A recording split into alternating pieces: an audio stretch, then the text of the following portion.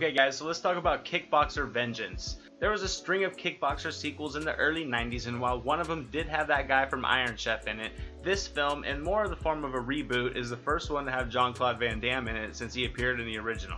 This script virtually tells the same story as the first one. The guy's brother gets killed by a vicious fighter. A young up-and-coming fighter must prove himself to take on his brother's killer to get revenge. You toss in Van Damme as a trainer, and there you have your reboot. I love the first film, and with that said, the glaring weakness in this movie was the charisma of Van Damme in the 1989 original being virtually non-existent in this movie. This was the pure definition of a B-movie with overly scripted dialogue, weak acting performances, and nothing at all that gave the impression the original Kickboxer was anything more than a template and not an inspiration like it should have been. There was loads of nostalgia in this movie, but it was almost to a detriment as each familiar scene reminded me of the original and how much better that film was. Van Damme was decent in this movie, but even he showed no energy, and his solemn demeanor almost came across more as disinterest, but he still did look very capable in some of his fight scenes. Dave Bautista was solid in his performance, and he certainly looked the part, but with his development and this unambitious script, he was nowhere near as menacing as the villain he was replicating.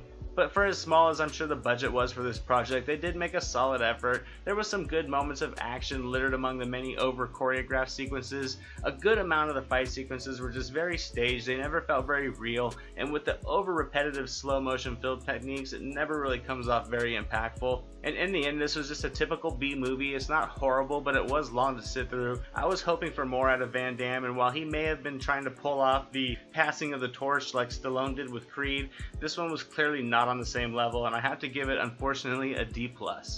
This film had a couple of good moments, but overall was very uninspired. It did not entertain like it should have, and it was very disappointing. And those are my thoughts on Kickboxer Vengeance, guys. Thanks so much for watching. I hope you enjoyed this quick little review. Don't forget to like, comment, subscribe. As always, I'm Anthony. This is the SilverScreen Analysis, and I'll catch you guys at the movies.